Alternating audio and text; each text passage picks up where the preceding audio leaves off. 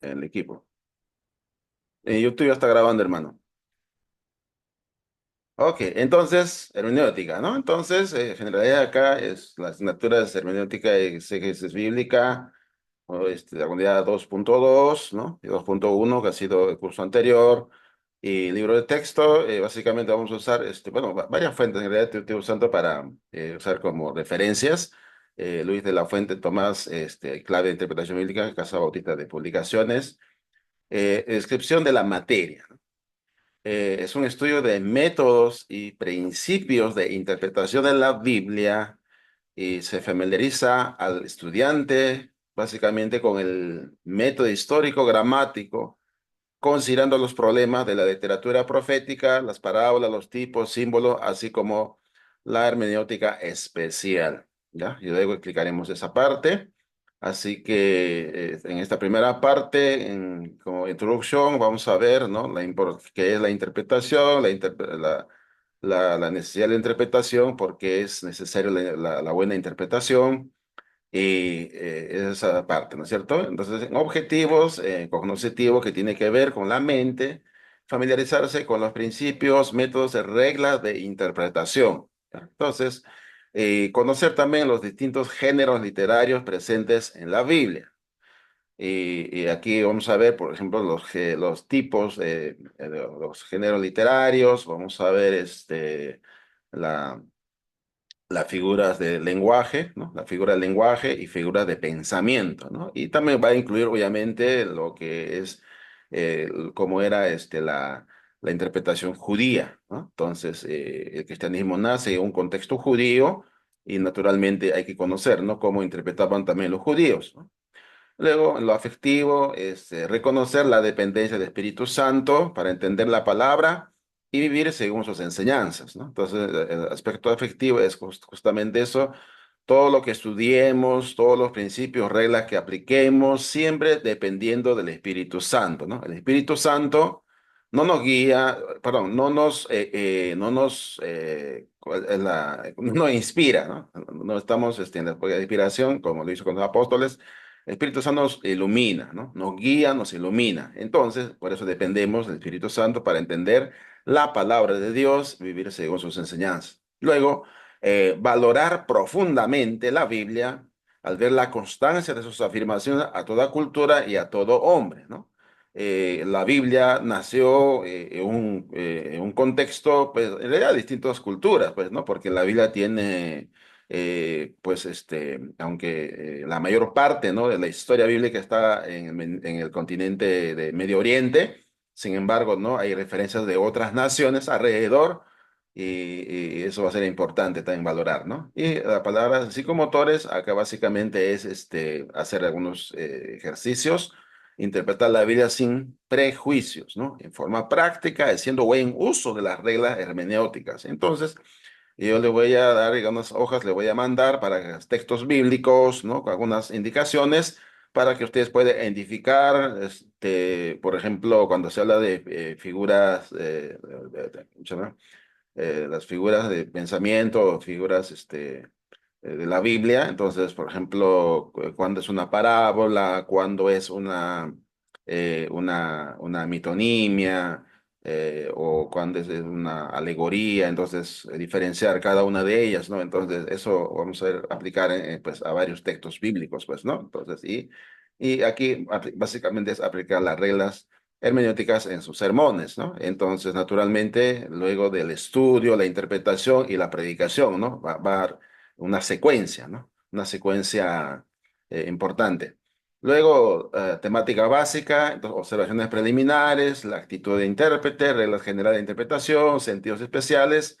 Entonces, eso vamos a ver, ¿no? Básicamente, ¿no? Entonces, y luego, algunas sugerencias aquí, por ejemplo, formar en un cuaderno una lista de varias clases de errores que se cometen por la lectura superficial de la Biblia.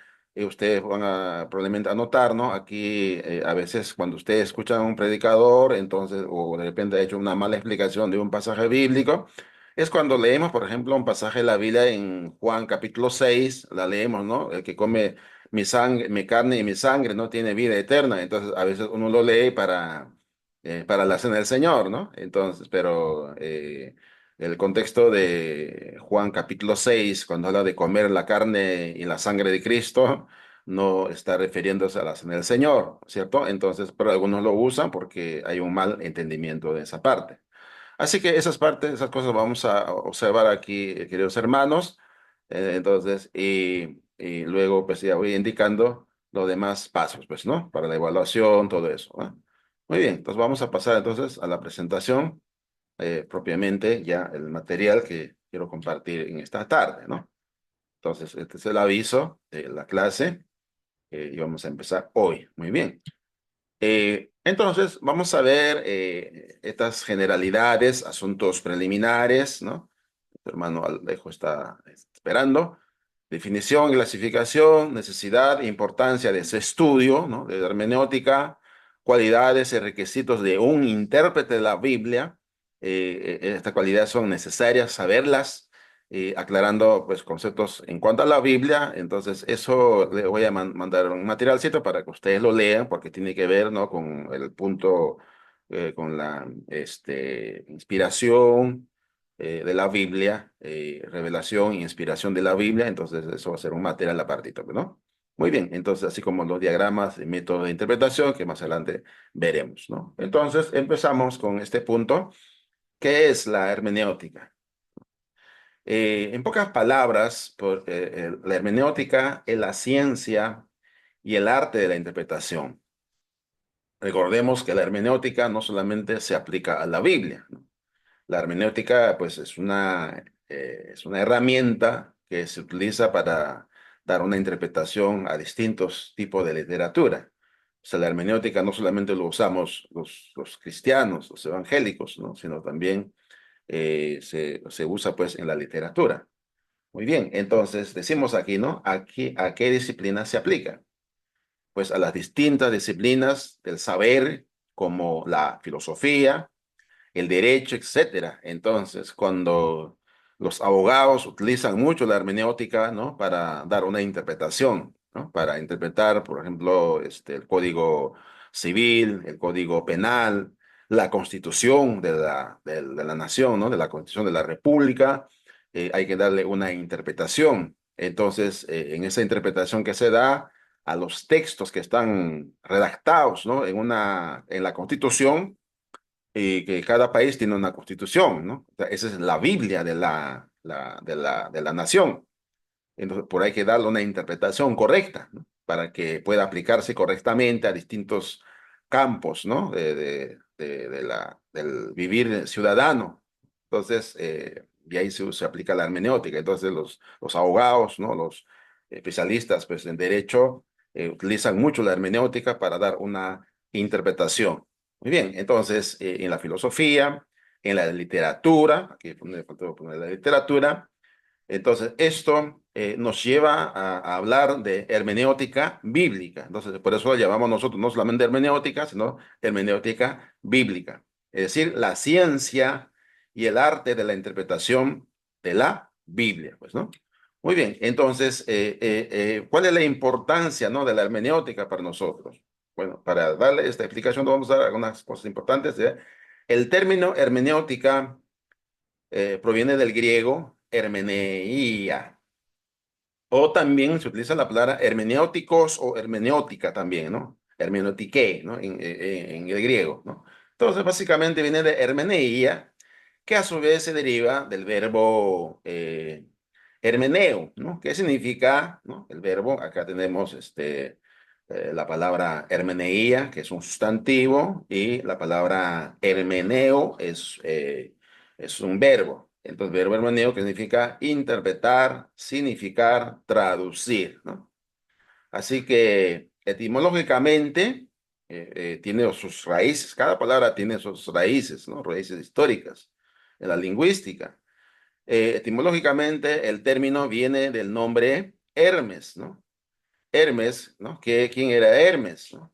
O qué era o quién era, ¿no? Un dios griego, dentro de la literatura griega, un dios griego, y la función, ¿no? de este dios griego era servir de mensajero de los dioses. especialmente de Zeus, ¿no? El dios principal de los griegos.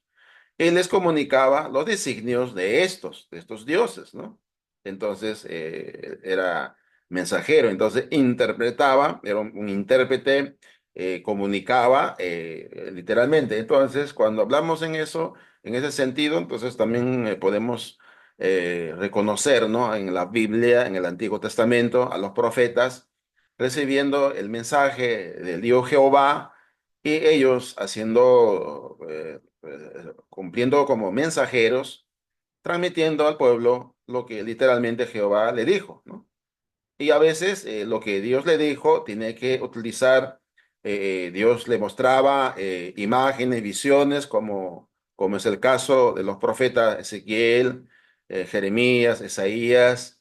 En el Nuevo Testamento tenemos también, ¿no? A Pedro que vio un lienzo donde habían reptiles, una visión. Luego, sobre todo, ¿no? El apóstol Juan, que recibió una visión donde Dios le muestra distintas imágenes, ¿no? Distintas visiones en la cual tiene que él redactar en un lenguaje que sea entendible y también de acuerdo a su capacidad, pues, ¿no? Entonces, así como Pablo, pues, podía escribir de manera mucho más profesional, ¿no? Sus escritos y no así los demás como Pedro, que tenía una educación básica mientras Pablo tenía una educación superior, entonces utilizaba un lenguaje mucho más especial, ¿no? Así que en ese sentido Hermes tiene una significación especial, ¿no? Entonces, tenemos aquí, así que de acuerdo a eso, la hermenéutica entonces es la ciencia que nos enseña los principios, los métodos y reglas de interpretación. Entonces, vamos a considerar estos principios, cuántos métodos existen, pues a lo largo de la historia, desde el mundo judío y desde el primer siglo y a lo largo de los siglos después del primer siglo, viene la época de la patrística, que se llama la era de los padres, la época medieval y luego la reforma luego la etapa de lo que también se conoce en nuestro campo como la etapa de la restauración, han surgido pues distintos métodos de interpretación. Entonces, y estudiar cada uno de esos métodos, a veces es bueno saber, ¿no? Esos métodos, pero no vamos a dedicarnos a analizar, ¿no? Cada método, mencionaremos algunas cosas, pero nos enfocaremos nosotros, ¿no? Al método que vamos a aplicar al estudio de la Biblia y estos principios, estos métodos que vamos a utilizar, entonces vamos a aplicarlos de manera sabia y como la misma definición que estamos diciendo ya, entonces nosotros con la ayuda del Espíritu Santo, pues, ¿no? Entonces, eso va a ser importante. La clasificación de la hermenéutica. ¿No? La hermenéutica se clasifica en dos áreas, ¿no? En dos partes, ¿no? Primero ya se le llama la hermenéutica general y la hermenéutica especial. La hermenéutica general se aplica a la interpretación de toda clase de escritos. Ya mencionamos al comienzo, ¿no?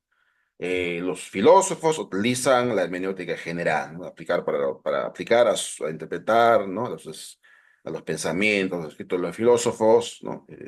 Historiadores, tienen que dar una interpretación a todo eso. En la literatura, ¿no? Entonces también usamos la hermenéutica para interpretar los textos, ¿no? Que uno lee de la literatura, a distintos autores escritos, ya sean griegos, ya sean escritores romanos, escritores de la época medieval, ¿no?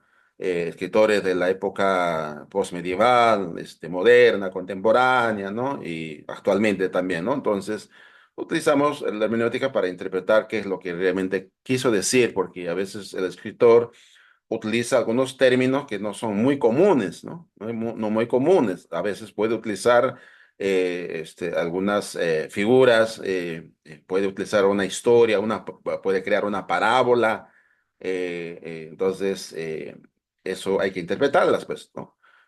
Por ejemplo, en Centroamérica, pues, la gente, bueno, aquí en Perú somos un poco más literales para hablar, ¿no? Para comunicarnos, pero en Centroamérica se utiliza mucho las figuras para hablar, pues, ¿no? ¿ya? Entonces, cada cosa se habla, no se dice literalmente las cosas, pues, ¿no? Entonces, y hay que entenderlo, entonces yo tenía que tratar de entender qué es lo que está queriendo decir. Muy bien, entonces se aplica, ¿no? Luego mencioné que los abogados, ¿no? También utilizan, pues, para interpretar las leyes, pues, ¿no? Las leyes de la nación, el código civil, el código penal de cada nación. Entonces, porque a eso se especializan, pues, para interpretar correctamente, de aplicarlas y hacer juicio de ellas. Entonces, nosotros también, aunque no somos abogados profesionales, pero debemos de aprender siempre a utilizar la hermenéutica para interpretar correctamente. Cuando no lo hacemos, entonces a veces escucho hermanos, a veces tanto unas interpretaciones raras, haciendo preguntas sin sentido, por ejemplo, a través de las redes sociales, pues, ¿no? Entonces, pero hay que aprender, ¿no? Hermenéutica especial, ¿no? Se aplica a cierta clase definida de producciones literarias como leyes, historia, profecía, poesía, ¿ya? O sea, dentro del contexto, dentro de este tipo de hermenéutica, entonces se encuentra la hermenéutica sacra, ¿no? O hermenéutica sagrada, ¿no?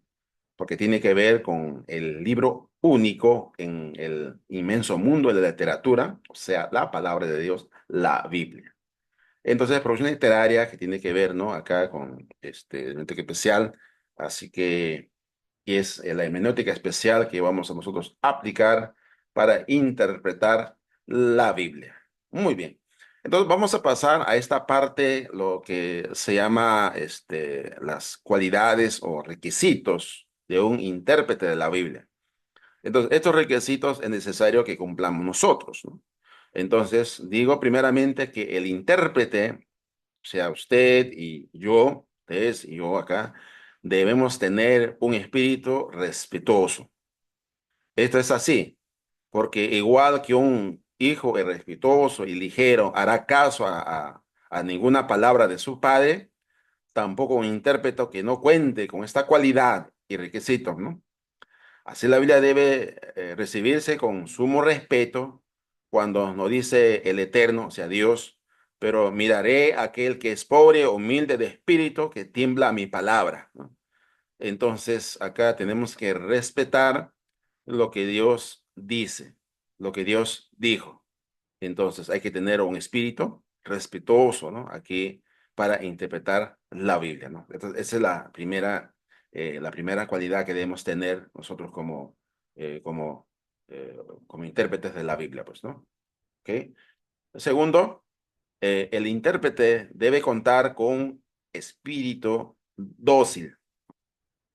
¿Qué podemos aprender de un estudio que carece de docilidad? Así que el ministro del Evangelio debe sacrificar sus propias preocupaciones, sus propias opiniones preconcebidas e ideas favoritas y deberá emprender su estudio con esta cualidad, la cual también es un requisito, un espíritu dócil. Entonces, de ahí que tenemos que cuando leemos un pasaje de la Biblia, eh, nunca debemos decir al que, digamos que estamos enseñando una clase bíblica. Entonces le pedimos a un hermano que lea un pasaje bíblico, ¿no? Digamos Juan 3:16, porque de tal manera amó Dios al mundo, que ha dado a su Hijo unigénito, y le decimos, hermano, ¿qué opina usted de ese versículo? Entonces, esa es una pregunta muy mala, una pregunta incorrecta, porque estamos, o sea, estamos pidiendo su opinión. ¿Qué opina, no? De ese pasaje. Entonces estamos pidiendo una opinión y nosotros no debemos opinar en cuanto a la Biblia. Nuestra tarea no es opinar en cuanto a la Biblia. Las cosas que opinamos nosotros están fuera de la Biblia, ¿ya? Entonces, opinamos nosotros cuando tenemos que hablar, por ejemplo, de local. ¿Qué color vamos a pintar el local? ¿No? Entonces, ahí opinamos. Yo pienso que blanco, yo pienso que un azul, yo pienso que rojo, yo pienso que gris. Entonces, ya esa es opinión, porque no tiene que ver con la interpretación de la Biblia, sino con gustos, ¿no? Que tenemos en cuanto a- al local, al edificio, la iglesia, ¿no? Y ahí tiene que ver otras cosas, pues, ¿no? O sea, como en qué puede afectar, por ejemplo, el color. Los colores afectan, digamos, a las emociones de las personas, ¿no? Entonces, conocer un poquito de esas cosas será. pero en ese campo podemos opinar, ¿no? Pero en cuanto a interpretar, entonces debemos tener en este caso un espíritu dócil, ¿no? O sea, debemos ser fáciles de manejar, simplemente, ¿no? Como el texto básicamente dice, o como anteriormente, la humildad, ¿no? Ahora, el tercero es tener un corazón amante de la verdad de Dios, ¿no? No la verdad de nosotros, ¿no?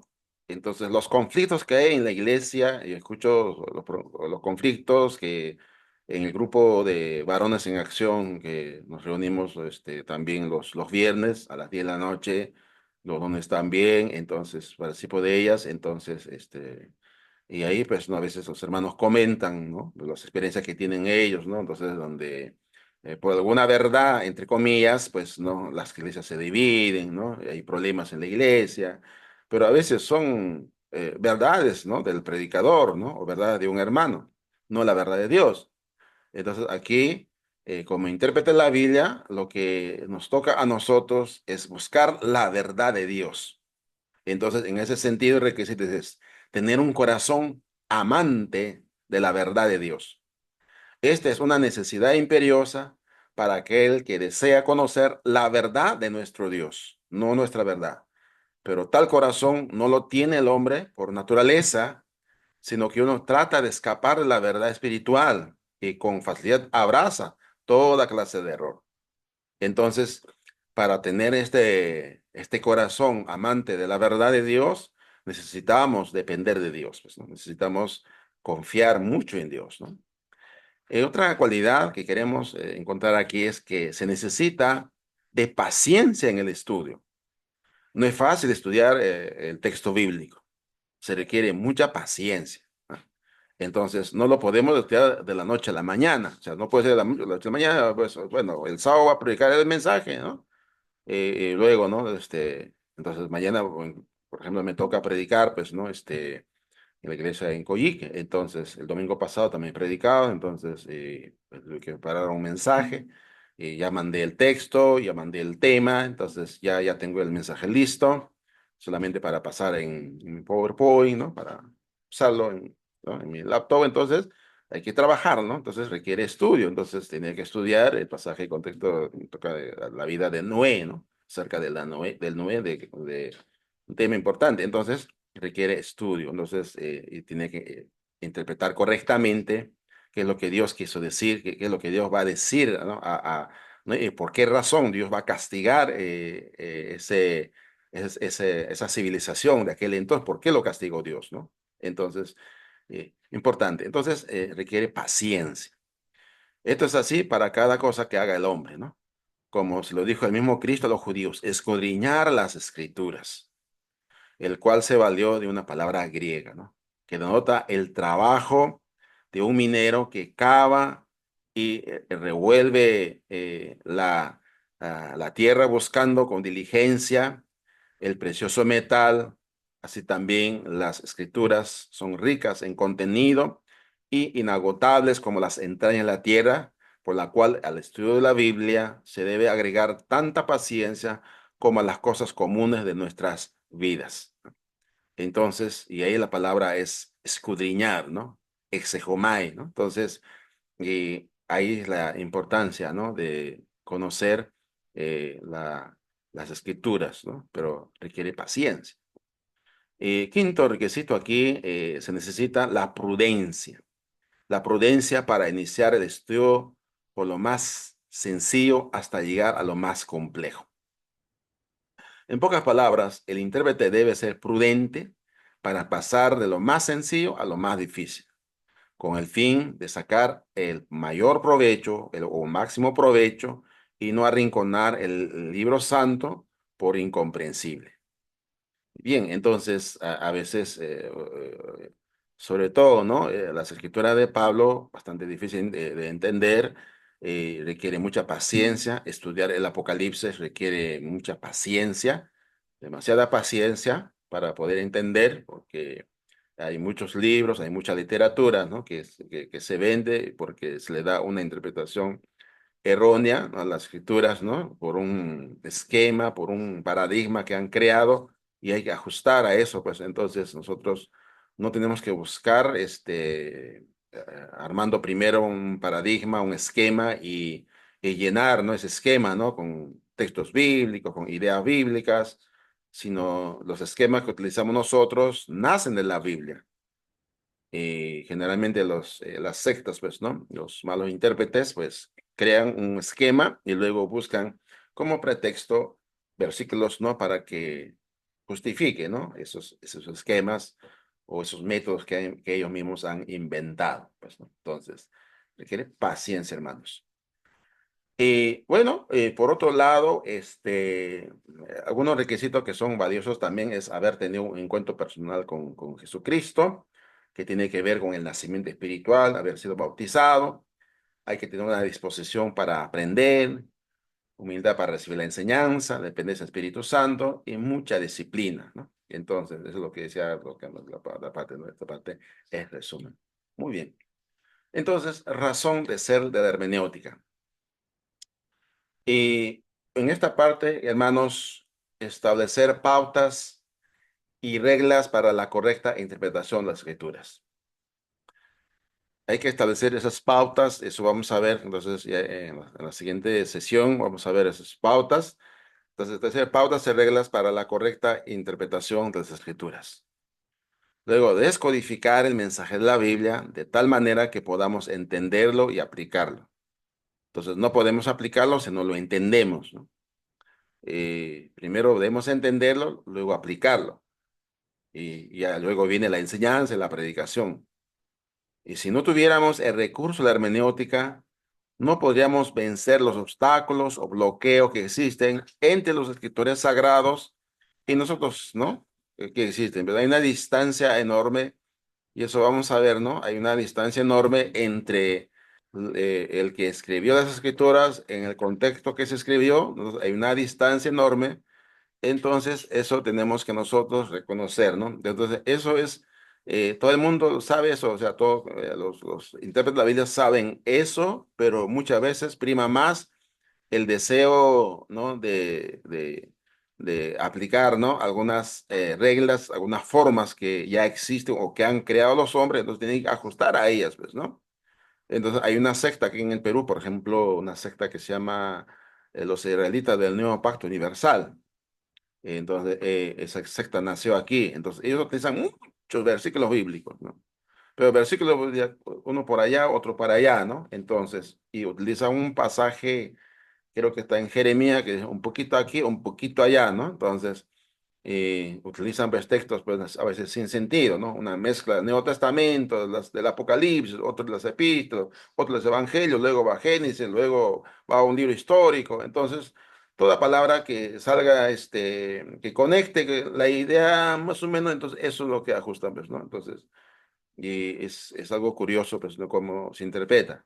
Eso sucede es como que leí una vez un texto, una ilustración, ¿no? De escritor J. Vernon McGee, ¿no? Entonces, es un escritor evangélico, pero es interesante lo que él dice en su librito, pues, ¿no? Sobre interpretar la Biblia, ¿no? Eso años que leí y que está en mi mente eso, ¿no? Entonces, dice que para interpretar la Biblia, pues la mayoría utiliza una técnica muy peculiar, ¿no? Es decir, dice, cierra, bueno, tiene la costumbre de decir, es el mensaje de la Biblia. Entonces, tiene la Biblia cerrada, cierra los ojos, abre la Biblia, pone el dedo, ¿no? Entonces, al poner el dedo, dice, Judas se ahorcó, ¿no? Entonces, y luego no le gustó ese pasaje, entonces cerró la Biblia nuevamente, luego abrió, luego tocó con el dedo, ve hasta lo mismo, ¿no? Entonces, decía, entonces, estaba llevando la secuencia, la idea, Judas se ahorcó, ve y hasta lo mismo. O sea, la frase está en el mismo texto de la Biblia. Y luego no le gustó, entonces nuevamente cerró la Biblia, luego abrió nuevamente, puso el dedo, y luego abrió y empezó a leer, y el texto que puso el dedo decía, ¿no? Lo que vas a hacer, hazlo pronto. Entonces, obviamente, la historia no tenía ninguna relación con cada texto, porque el texto Judas se ahorcó es ya como consecuencia de haber traicionado a Jesús. Y eso primero que le salió, ¿no? Veas todo, perdón, lo que va, veas todo lo mismo, tiene que ver, ¿no? Con la historia del buen samaritano, ¿no? Cuando Los fariseos le preguntan a Jesús, ¿quién es mi prójimo? Y él le cuenta la historia del buen samaritano. Y entonces, ve, haz tú lo mismo. ¿Ya? Entonces, ayudar al prójimo, pues, ¿no? Tiene que ver, ¿no? No tiene que ver nada con la horca o el ahorcamiento de Judas, ¿no? Y lo que vas a hacerlo pronto, eso lo dijo Judas, pues, ¿no? A Judas, ¿no? Cuando ya Jesús sabía, ¿no? De que Judas iba a traicionar. Entonces no tenía conexión el texto de veas lo mismo, con Judas se ahorcó o que lo que vas a hacer a lo pronto, no tiene nada que ver. Entonces, así se puede armar textos, ¿no? Un texto por acá, un texto por allá, se puede armar uno sin ningún mensaje bíblico, simplemente para llenar una idea que uno ha preconcebido, pues, ¿no? Muy bien. Entonces, consideramos acá en esta parte que existe un abismo histórico, pues, ¿no? Hay ciertos eventos históricos que es necesario conocerlos para poder entender el mensaje de la Biblia. Si no sabemos el contexto histórico en que se da inicio al distanciamiento entre judíos y samaritanos, no comprenderemos por qué en el tiempo, en la época de Jesús, estos grupos no se trataban bien, ¿no? No se trataban bien. Cuando nos enteramos de la crueldad con que los asirios trataban a los israelitas, estamos en mayor capacidad para captar el mensaje libro de Jonás, por ejemplo. Entonces, cada contexto, la Biblia nos va a enseñar, ¿no? De qué ocurrió, pues, por ejemplo, en Génesis 6, qué ocurrió, pues, en la época de la Torre de Babel, qué ocurrió, entonces, cada cosa. En el Nuevo Testamento, de por qué Jesús actuó de esa manera, ¿no? Por qué se asombraron, pues, ¿no? Cuando Jesús conversaba con la mujer samaritana. Entonces, bueno, algunas ideas a través de la enseñanza, la predicación, ya sabemos varias cosas. Entonces, esa comprensión nos va a ayudar, pero ¿no? Hay un abismo histórico que si uno no está familiarizado, ¿no? Con el contexto histórico, probablemente vamos a fallar, ¿no? Entonces, hay un curso que se lleva, pues, cuando uno estudia la Biblia, que se llama El mundo del Nuevo Testamento, ¿no? Entonces, el mundo del Antiguo Testamento, para hablar del Antiguo Testamento, entonces ahí uno ve costumbres, ¿no? Religiosas, políticas, sociales, ¿no? Entonces, y uno ya sabe, ¿no? Que, por qué, ¿no? Las vestimentas, ¿no? Por qué en el Antiguo Testamento, pues, ¿no? Hay ciertas reglas, por ejemplo, hay muchas reglas ahí en el libro de las leyes, en Pentateuco, sobre todo, pues, en Éxodo, Deuteronomio, entonces, y por qué usaban, pues, los sacerdotes ciertas costumbres, entonces uno ya sabiendo el contexto histórico, contexto, el mundo del Antiguo Testamento, uno se familiariza. Y uno va luego al Nuevo Testamento, entonces, y uno se encuentra, pues, ¿no? En el Antiguo Testamento no aparecen los fariseos, los saduceos, no aparecen, pues, ¿no? En el Antiguo Testamento, hasta Malaquías leemos, no encontramos ningún pasaje del Antiguo Testamento sobre fariseos, ni saduceos, ¿no? No encontramos, pues, ¿no? No, esenios, otros grupos que habían en esa época, no aparecen. Pero ¿por qué en la época de Jesús aparecen, ¿no? Saduceos, ¿no? Fariseos, ¿no? Escribas. Entonces, aunque escribas sí había en el Antiguo Testamento, ¿no? Entonces, pero sí, fariseos y saduceos no aparecen. Entonces, uno se asombra, pues, ¿no? Y cuándo nació, entonces, cuándo ocurrió. Entonces, hay que estudiar el mundo del Nuevo Testamento para saber en qué época aparecieron ellos, ¿no? Y cuáles pues, fueron sus prácticas, sus creencias. Entonces, uno va entendiendo, pues, ¿no? También existe abismo cultural, pues, ¿no? Existen grandes diferencias entre la cultura hebrea y la nuestra.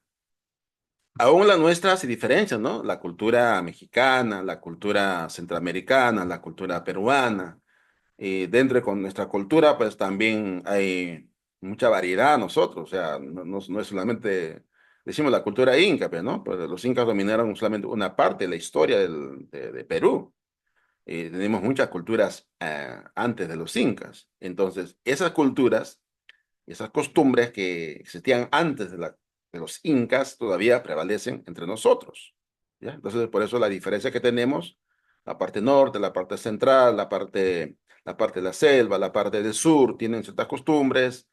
Entonces, y el lenguaje que se utiliza también, ¿no? No solamente es el quechua, tenemos, bueno, hay dos idiomas más, más desarrolladas, ¿no? Como la cultura quechua y la cultura aymara.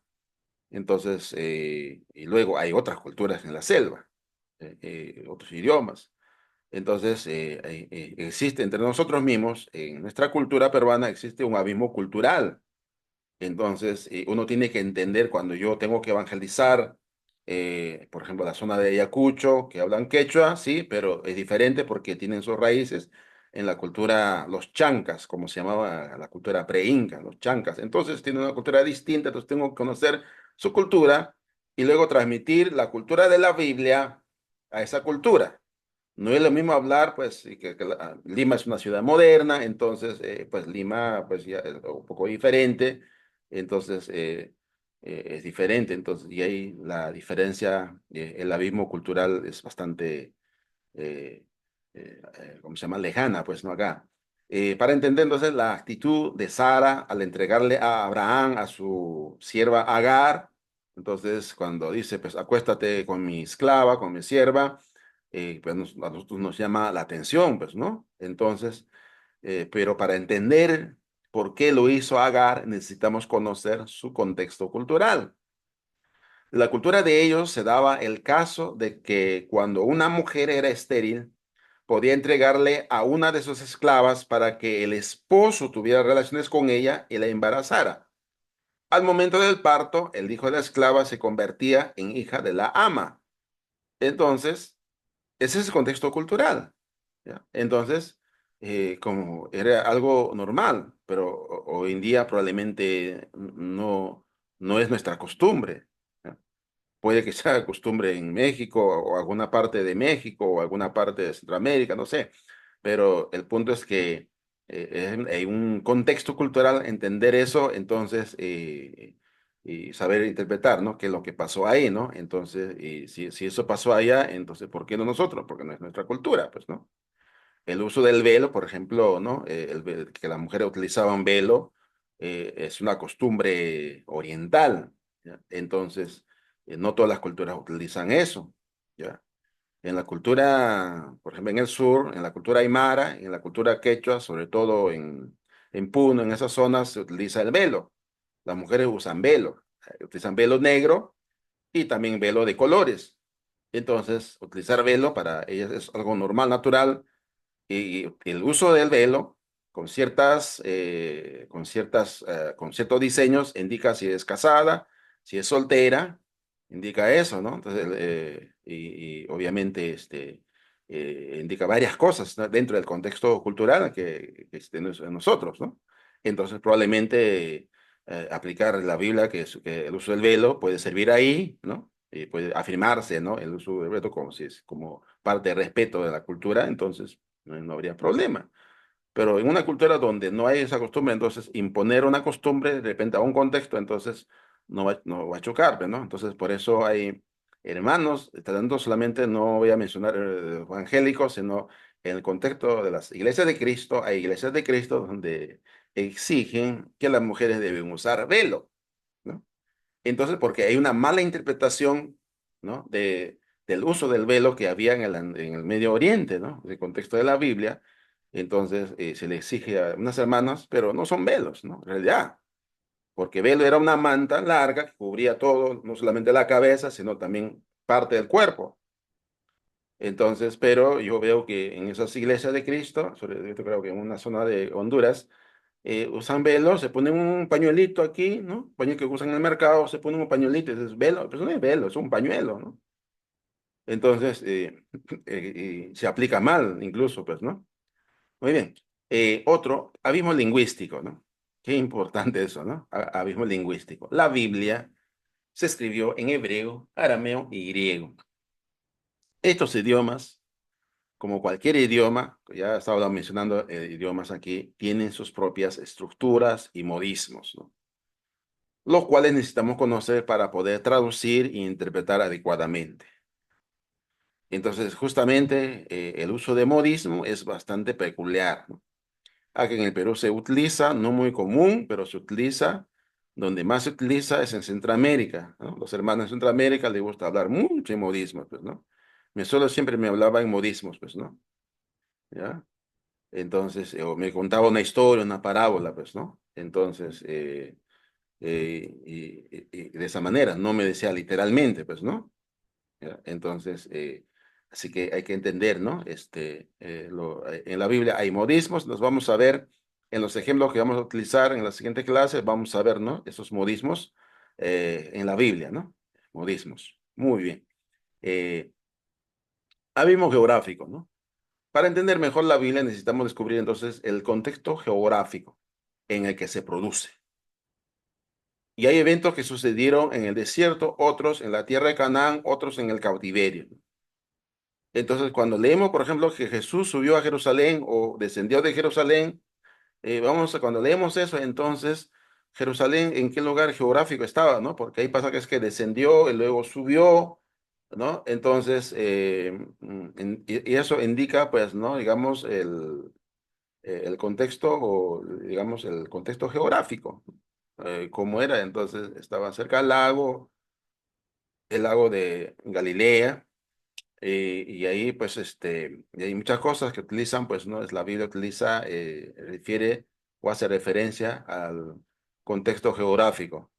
Así que, entonces, para eso se estudia geografía bíblica y que será bueno que ustedes puedan ir leyendo, pues, ¿no? Porque eso es parte también del estudio de hermenéutica, ¿no? Conocer un poquito de geografía, ¿no? Puedan leer, algunos materiales de geografía bíblica, ¿ya? Que será muy bueno, les va a ayudar, entonces, y también el mundo del Nuevo Testamento, ¿no? Entonces, probablemente les voy a facilitar algunos materiales para eso, para que ustedes lean el mundo del Antiguo Testamento o Nuevo Testamento, y si encuentro un material más resumido, le voy a pasar para que se ayuden un poco, pues, ¿no? Muy bien, entonces ya hemos visto acá entonces cuatro cosas importantes. El abismo histórico, ¿ya? Ocurrió hace muchos años atrás, ¿no? Y la historia de Abraham, por ejemplo, ¿no? Ocurrió, pues, ¿no? Más de 2000 años antes de Cristo, ¿ya? 2000 años de Cristo. ¿Y la creación cuándo ocurrió? No sabemos exactamente, ¿no? Un tal obispo o teólogo, ¿no? Llamado Usher, ¿no? En Alemania, así yo creo. Y él hizo cálculos, ¿no? De acuerdo a la genealogía, pues, ¿no? Y él concluyó de que la creación ocurrió en el año 4004 antes de Cristo, ¿no? Eso fue conclusión. Entonces quiere decir que hay, digamos, un periodo de 2000 años de Abraham hasta Jesús, y desde Abraham hasta Adán hay 2000 años, ¿no? Entonces, pero posiblemente hay mucho más, ¿no? Pero eso fue su cálculo que hizo, ¿no? En base a la genealogía. Muy bien, entonces, pero esos, digamos, tiempos históricos, pues son aproximados, ¿no? No podemos tener un dato exacto de la historia, pues, ¿no? Entonces, cosas que ocurrieron, pues, ¿no? Digamos, hace más de 4000 años, 5000 años o 6000 años antes de Cristo, 2000 años, 2500 años antes de Cristo, la época de Abraham, y ya luego más adelante, pues ya son más exactos, contexto cultural, el contexto lingüístico y el contexto geográfico, que afecta bastante, ¿no? En la interpretación que nosotros damos, ¿no? A la Biblia. Muy bien, entonces, qué importante esa parte, pues, ¿no? Entonces, así que vamos a ver sobre exégesis y eisegesis. Entonces, hay dos términos que nos conviene considerar cuando nos proponemos interpretar la Biblia. La palabra eisegesis, del griego exegomai, ¿no? Y ahí está, no le puse en español, está en el griego, exegeomai dice ahí, que significa narración o interpretación. El verbo aparece, por ejemplo, en Lucas, ¿no? Ese pasaje vamos a leer, ¿no? Usted tiene la Biblia, por favor, busquen su Biblia, por ejemplo, Lucas 24:35. ¿Ok? Entonces dice ahí Lucas 24:35. Luego los dos de Emaús les contaron cómo Jesús les había aparecido mientras iban por el camino y cómo los había reconocido cuando partió eh, el pan.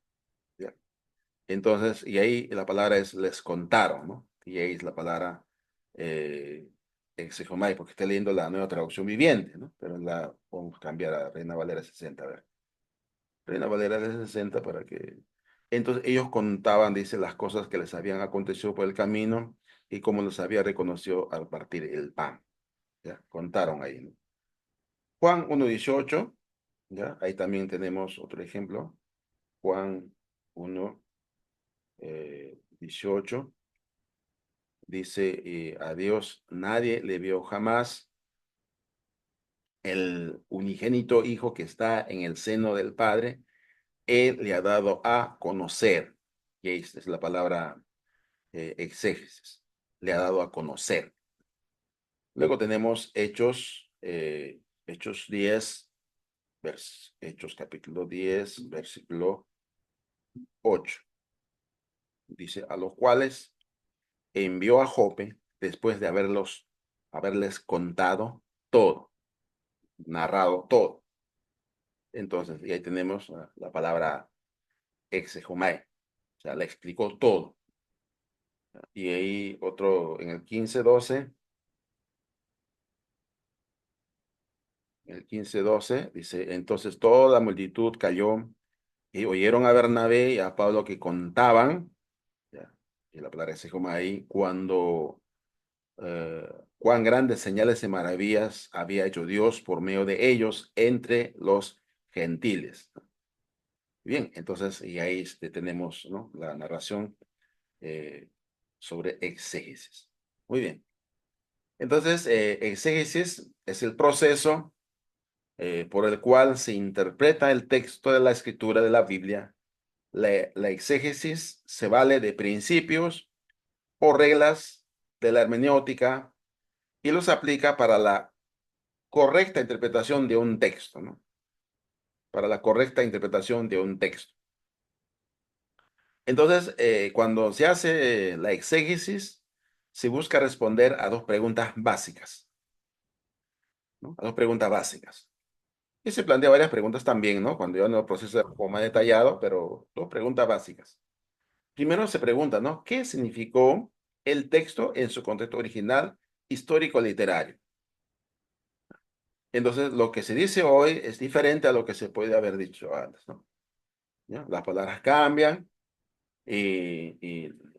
nosotros, por ejemplo, la palabra cuando queremos explicar sobre el bautismo como inmersión, entonces para nosotros el bautismo, pues, tiene distintas connotaciones, ¿no? ¿Ya? Entonces, cuando yo iba al colegio, pues iba con un tenis, como ustedes conocen tenis, decimos zapatilla, ¿ya? Deportivo, entonces yo iba con un tenis nuevo, entonces y los chicos, compañeros, miran, uy, que dice, zapatilla nueva, ¿no? Vamos a bautizar, ¿no? Y con sus pies tierrosos, sucios, ¿no? Pues pisaba mi zapatilla, pues, ¿no? Lo machucaban, ¿no? Y me lo ensuciaban, pues, ¿no? Ya estaba bautizado, ¿ya? Entonces, bautizar tiene una connotación, ¿no? Diferente ahí, ¿no? Bautizar a veces se pone poner nombre, básicamente. Entonces, la connotación de la palabra bautizar no, en nuestra mente no tiene la idea de sumergir. Y entonces, de ahí que vamos al original, ¿no? ¿Qué es lo que quiso decir en la Biblia cuando Jesús lo dijo o cuando los apóstoles enseñaron? ¿Qué significa la palabra bautizar, ¿no? Entonces, la palabra tiene la connotación de sumergir, ¿no? Si a mí me dicen sumergir, entonces ya es otra cosa. Pero si me dicen bautizar, ¿ya? Entonces, bautizar y sumergir son sinónimos, solo que en distintos idiomas, pues, ¿no? Muy bien. Entonces, y segundo, ¿qué significa ese texto para los lectores de hoy? Entonces, a partir de haber comprendido, de haber analizado el contexto original, histórico y literario, entonces, haber interpretado, entonces, ahora, ¿qué significa para nosotros hoy, ¿no? ¿Qué significa ese texto para los lectores de hoy? ¿Ya? Entonces, voy a responder en base. Pero si yo respondo primero para el texto de hoy día, entonces voy a cometer un error, pues, ¿no?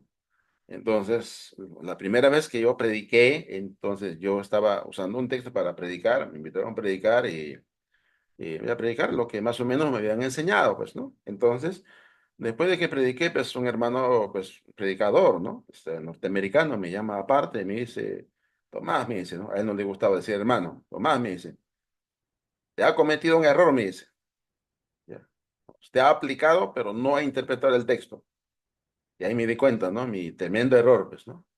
No estaba interpretando el texto y luego explicando, porque en un sermón, por ejemplo, tenemos que interpretar, explicar el texto, después de interpretar, explicar el texto, después de explicar el texto, pues hay que ilustrar, ¿no? Hay que buscar alguna ilustración y luego hay que aplicarlo, ¿no? Y ahí está, entonces ese proceso no lo había hecho bien.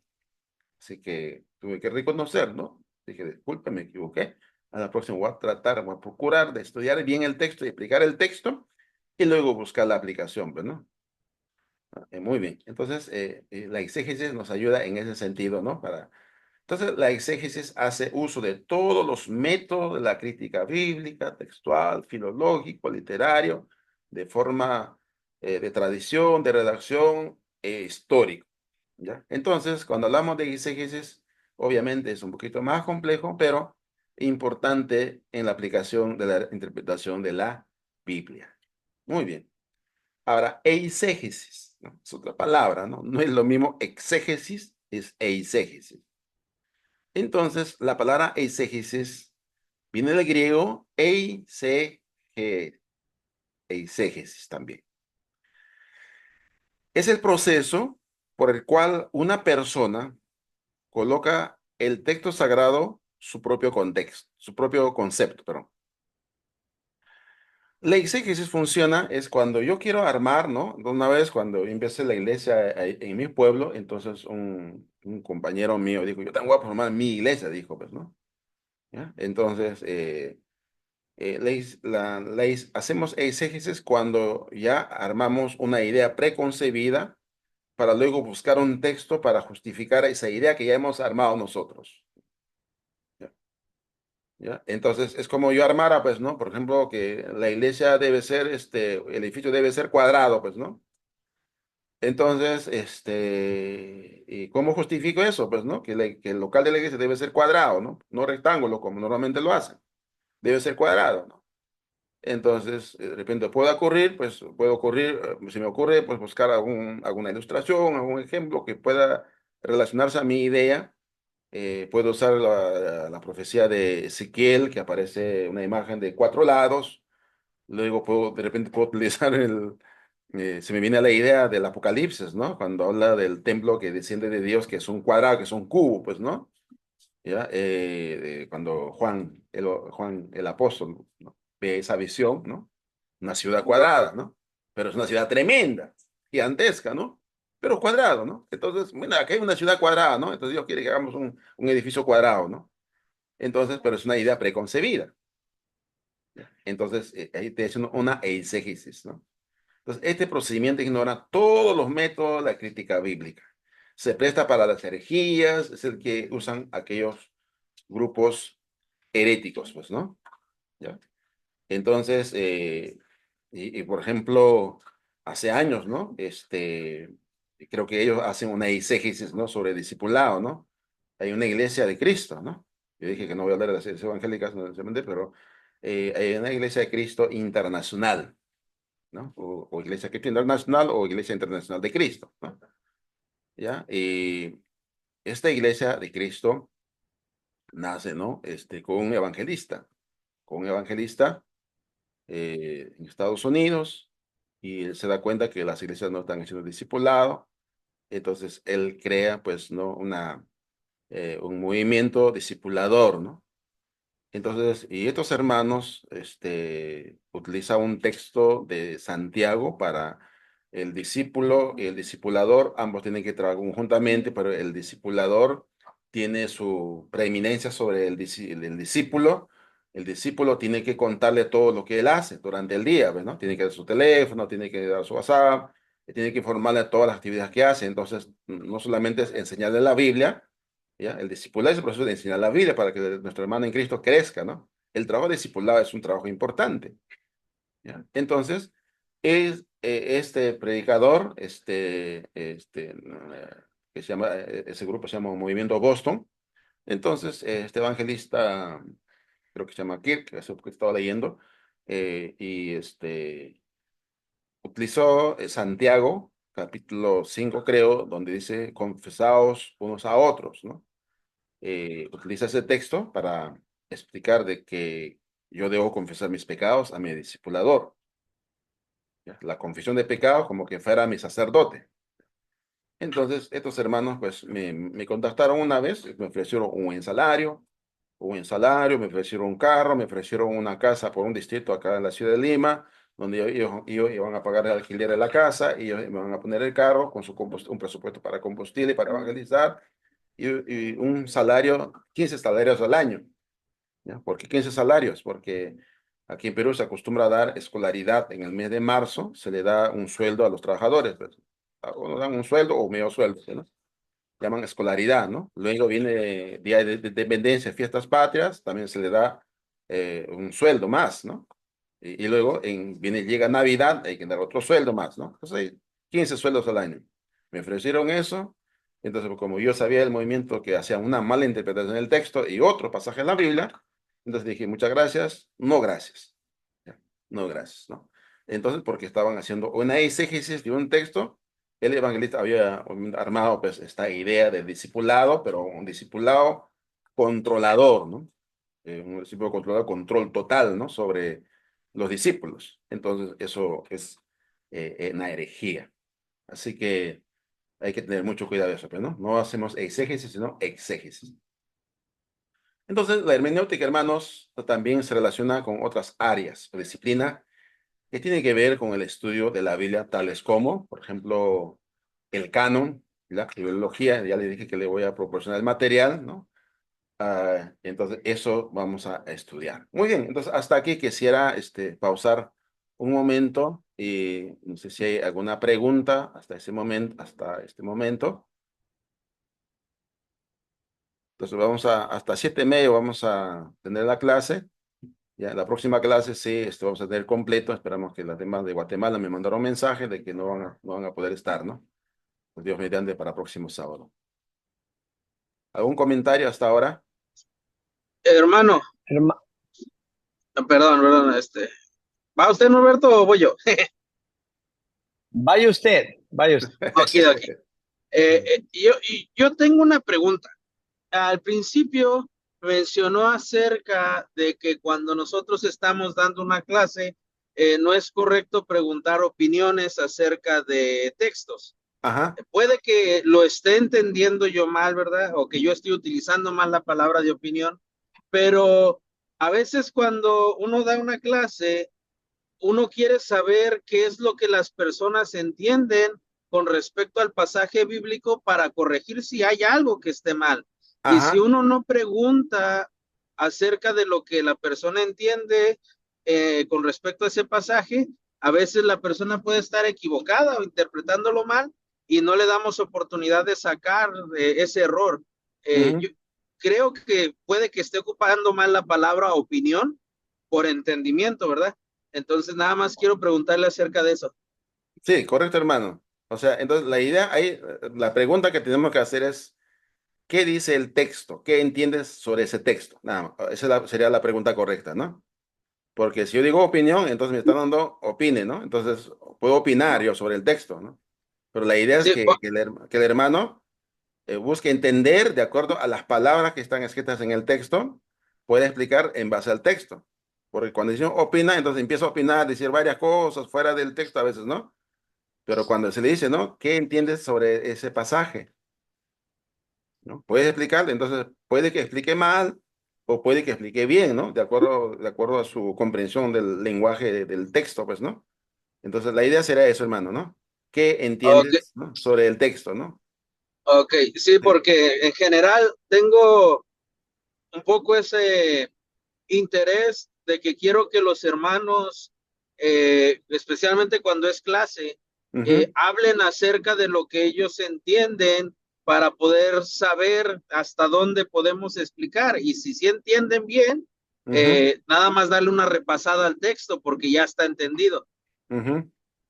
Y justamente ahí, ¿no? Entonces es que o sea, plantearle ahí, ¿no? ¿Qué entiendes sobre el texto que acabas de leer, ¿no? ¿Qué entiendes? Trata de explicar.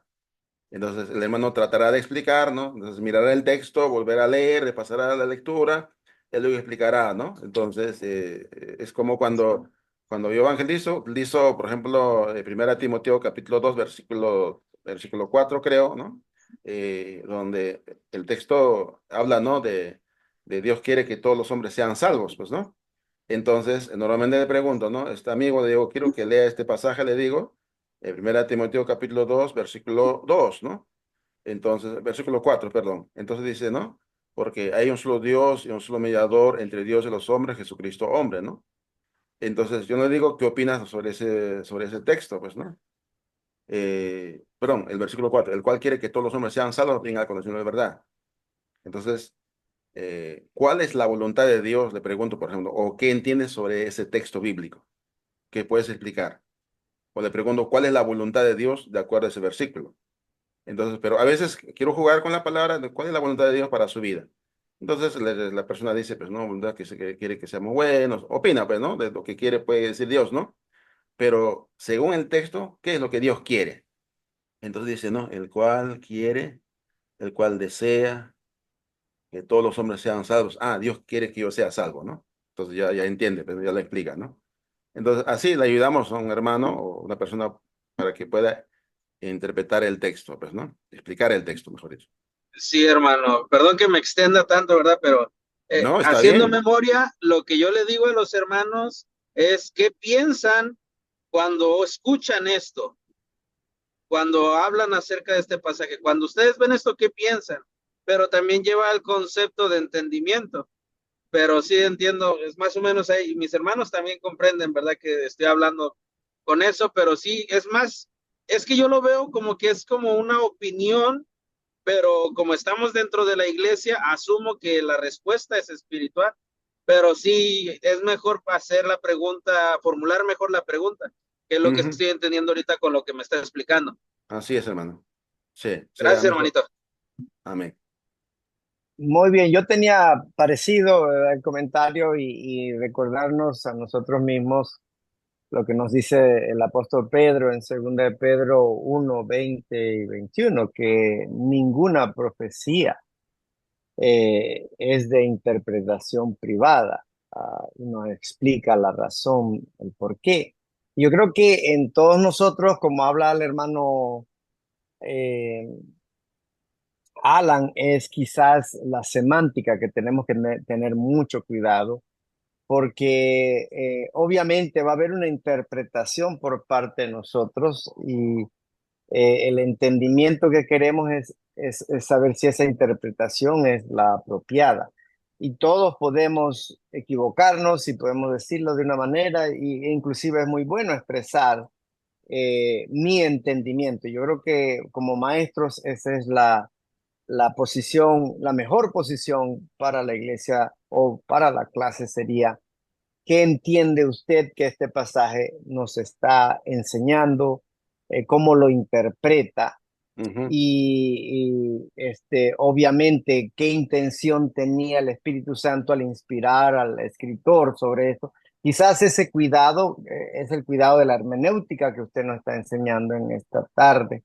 ujú, Y le agradezco a usted que pone la información teórica con la aplicación personal, su propia experiencia, porque nos ayuda a nosotros también comprender de que el aprendizaje de la hermenéutica es un proceso que continúa cada vez que cada uno de nosotros se siente a escribir un sermón, interpretar pasajes, pasar esta información, debemos tener ese sumo cuidado, ¿verdad? Y reconocer lo que el Salmo 32 nos dice: te haré entender ¿cómo nos dice ahorita? Es un canto, el camino por el cual debes andar. Entonces debemos tener ese cuidado. Simplemente me añado a esa pregunta o comentario que hacía el hermano Alan, algo que en la iglesia promovemos mucho, y aquí termino, es la participación de los hermanos, para que nadie quede calladito, ¿verdad? Y se vaya con aquella duda. Bueno, los de Berea hacían muy buen trabajo al escudriñar las escrituras, que es otro aspecto que usted nos ha dicho. Gracias, hermano. amén, hermano. Gracias, ¿no? Por su comentario, hermano, que nos ayuda mucho comprender mejor, ¿no? Lo que estamos estudiando esta tarde, ¿no? Muy bien, entonces creo que vamos a quedarnos por aquí, hermanos. ¿Ya? Entonces en la siguiente clase ya vamos a ir, pues, ¿no? Ya a los puntos de interpretación. Así que a los métodos, ¿no? A los métodos, a las reglas que debemos de seguir en la interpretación. Y luego vamos a hacer ejercicios, obviamente, para tener interpretar los textos, ¿no? Vamos a usar eso bastante. Así que vamos a concluir entonces en esta tarde, hermanos, con esta sesión. Así que agradezco a cada uno de ustedes haber estado en esta clase, hermanos. Dios los bendiga y muchas gracias, hermanos. Bendiciones. Amén, hermano. Gracias por Entonces, todo. El Señor lo terminaremos con bendiga, una hermano. oración y quisiera pedir, hermano Jonathan, que nos dé la oración final agradeciendo a Dios. Si no hay más preguntas, si no hay más... pues, ah, depende, estoy dejando una pregunta, alguna pregunta, hermano Jonathan, hermano Alfredo. Disculpen.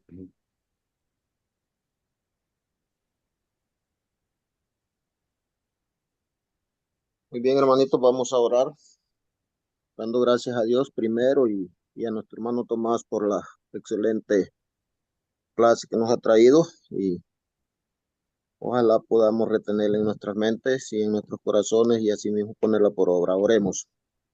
Muchas gracias, eterno Dios, por la gran oportunidad que nos has dado para llevar a cabo, nuestro Dios, este servicio de aprendizaje de tu palabra, para que de esa manera, nuestro Dios, podamos ponerlo en práctica. Ayúdanos para no ser oidores olvidadizos, sino hacedores de tu palabra. Ayúdanos, nuestro Dios, para que nosotros podamos ser edificados a través de ella y que luego nosotros podamos enseñar correctamente para edificación de la iglesia. Ahora, nuestro Dios, bendice a cada uno de los presentes y a todos ayúdanos, nuestro Dios, para que sea de beneficio la enseñanza de tu palabra y también que bendigas a nuestro hermano Tomás y que lo ayudes para que él pueda también seguir aprendiendo y así de esa manera poder compartir con nosotros las enseñanzas de tu palabra.